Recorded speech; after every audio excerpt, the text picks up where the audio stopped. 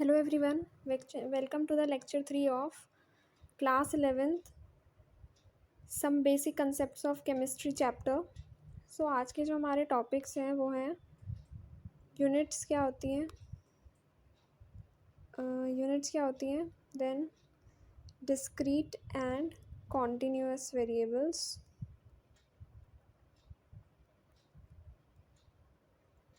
Continuous discrete and continuous variables,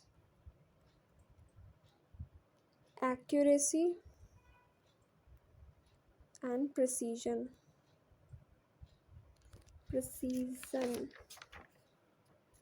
okay सबसे पहले हम देखेंगे कि यूनिट्स क्या होती है। अच्छा, कोई भी चीज़ अगर हम मेज़र करना चाहते हैं तो इसको हमें समझना है। समझने के लिए बाद में मैं आपको पूरा लिखवाती हूँ, पहले समझा देती हूँ।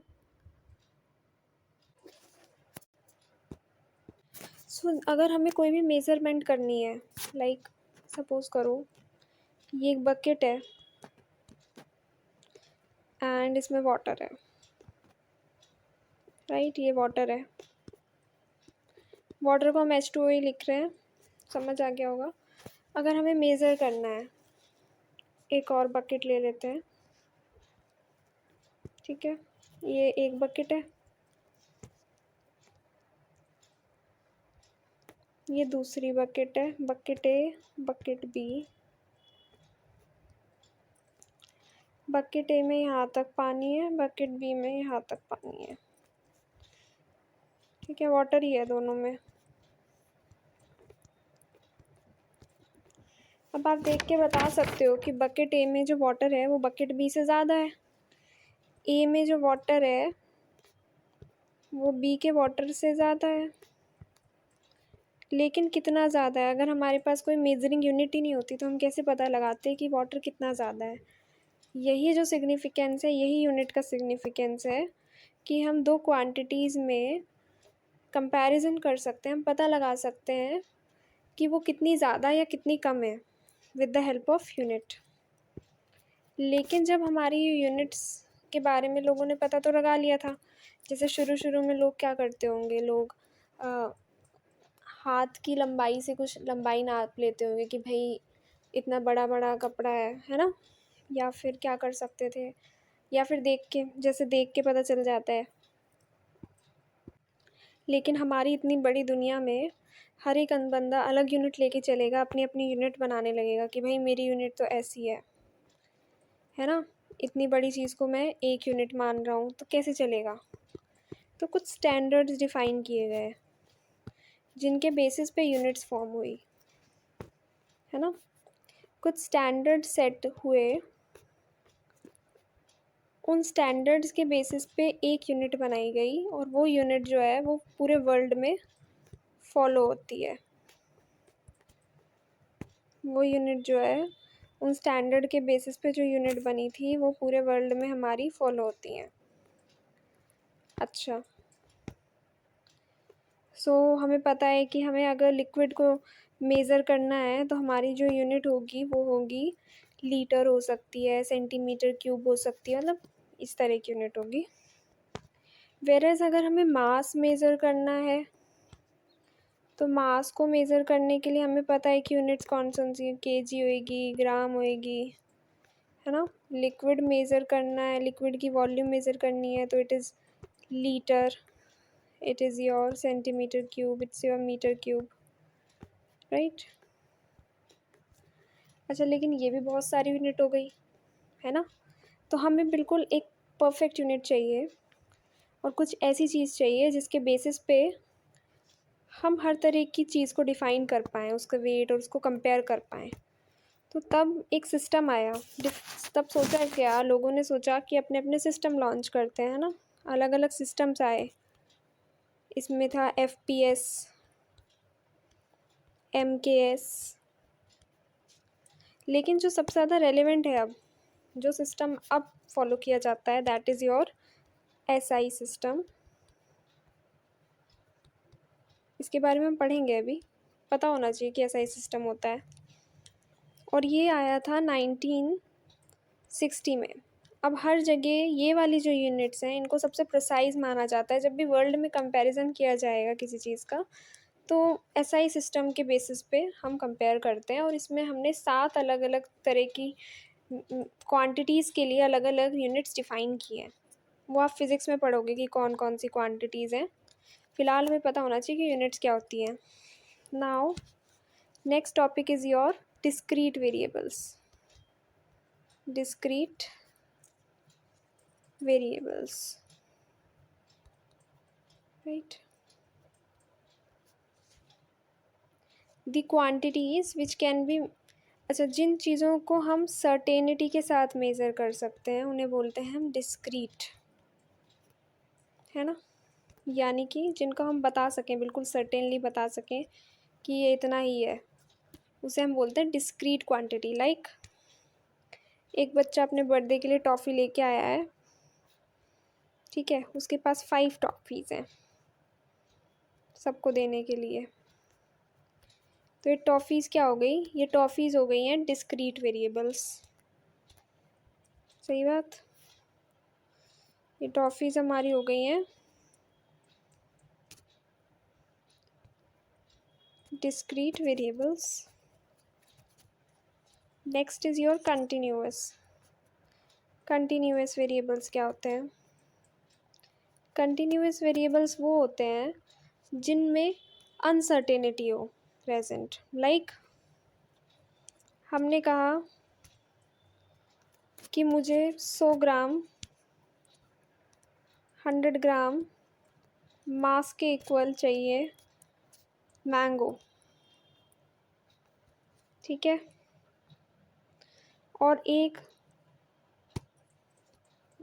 तो जो सब्ज़ी वाला है वो उसको मेज़र करेगा, है ना।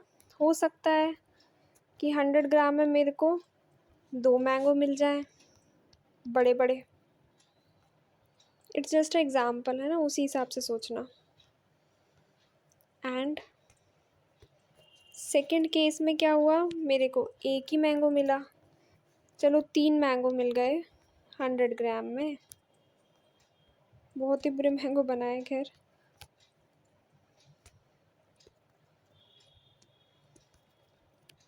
सो एक जगह तो मुझे 2 मैंगो मिले 100 ग्राम के, 3 मैंगो मिले 100 ग्राम में। दोनों को एक केसेस पॉसिबल है, डिपेंड करता है कि मैंगो का साइज़ कितना होगा।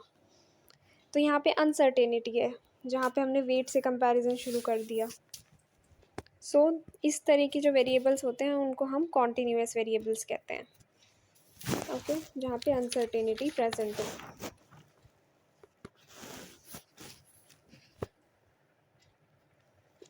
ठीक है, अब मेज़रमेंट जो होती है इनकी, measurement of certain and uncertain quantities की, जो सर्टेन क्वांटिटीज़ हैं यानी कि जो डिस्क्रीट वेरिएबल्स हैं उनकी मेज़रमेंट जो होती है वो हमेशा इन्वॉल्व करती है अनसर्टेनिटी।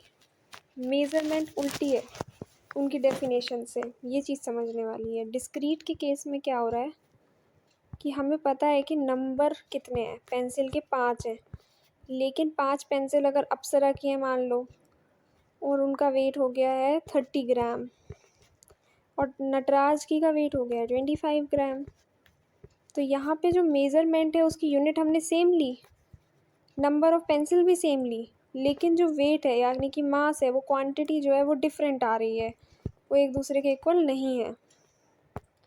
सो डिस्क्रीट क्वांटिटीज़ की जो मेज़रमेंट होती है वो अनसर्टेन होती है। Measurement of discrete quantities is uncertain. एक फिर से देख लेते हैं कि हमने 5 पेंसिल लिए हैं,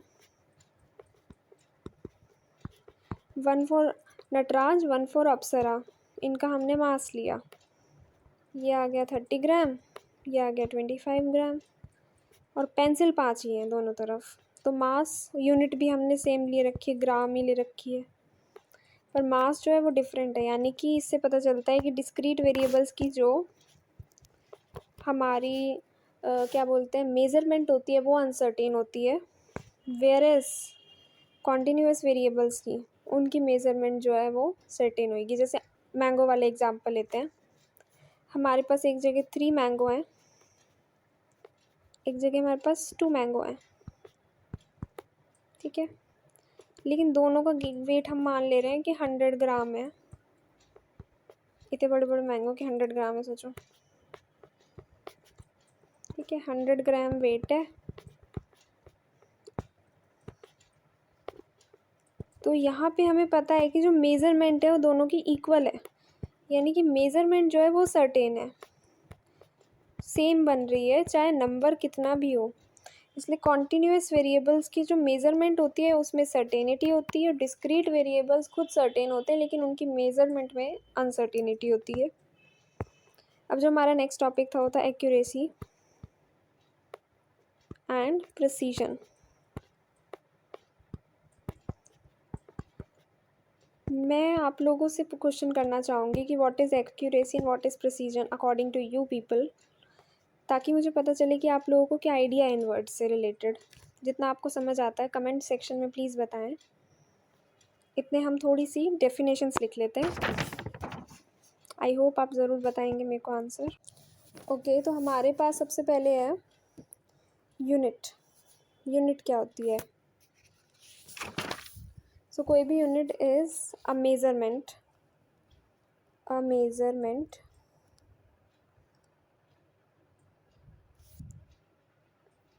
becomes meaningful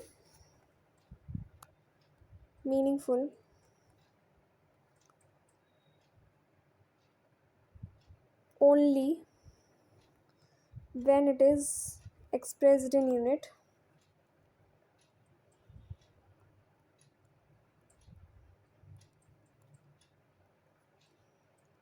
ठीक है। एक मेज़रमेंट तभी अब मीनिंगफुल होती है जब वो किसी यूनिट में एक्सप्रेस की जाए। अगर हम 3 बोल रहे हैं, दिस इज़ अ 3 ग्रेप, क्या 3 किलोग्राम ग्रेप्स हैं, 3 ग्राम ग्रेप्स हैं, 300 ग्राम ग्रेप्स हैं, क्या क्या है वो, 3 है क्या? उसकी बात हमें कैसे पता चलेगी? जब उसके आगे एक यूनिट होगी। यूनिट बहुत सारी इन्वेंट हुई थी जैसे कि हमने बताया, बट लास्ट में the general conference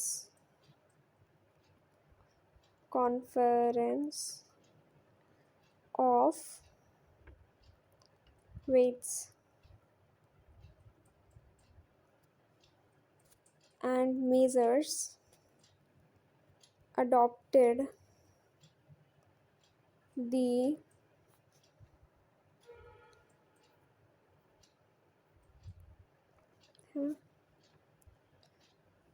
the international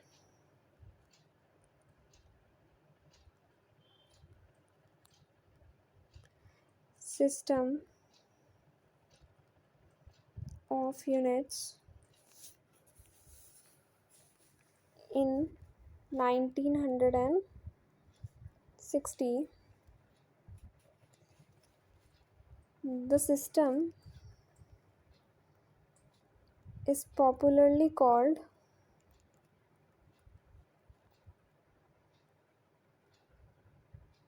SI system. सही बात, ठीक है। और SI की जो फुल फॉर्म है, दिस इज़ योर SI की जो फुल फॉर्म है वो है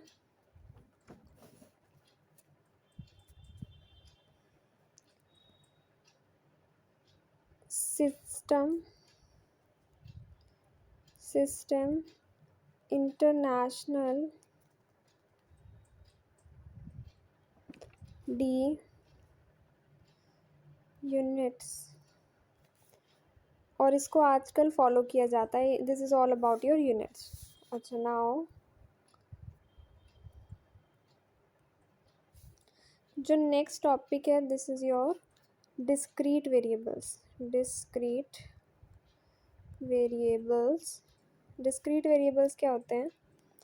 दे are the quantities which can be measured or quantities quantities which can be measured or counted with certainty.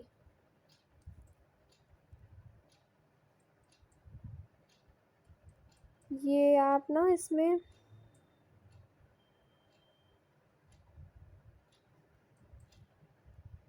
Okay example से हमने समझ लिया था और हमें पता होना चाहिए कि डिस्क्रीट वेरिएबल्स का जो मेजरमेंट होता है involves in uncertainty. Measurement of discrete variables, आप इसको ना मेजर्ड की जगह काउंटेड ही लिख लो, खाली कंफ्यूजन होएगा नहीं तो.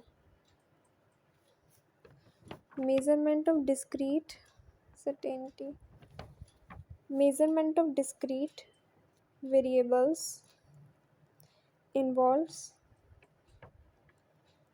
uncertainty. ठीक है.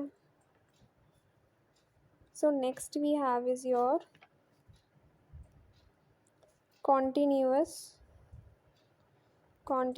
variables. ये कौन से वेरिएबल्स होते हैं? These are the quantities which cannot be counted with certainty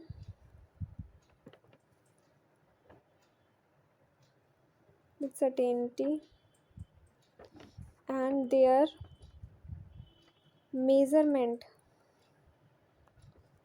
is always certain. ठीक है. एग्जाम्पल्स आप बता ही सकते हो कि क्या क्या एग्जाम्पल होंगे. Thank you for watching the video and I really hope आपको ये समझ आया होगा.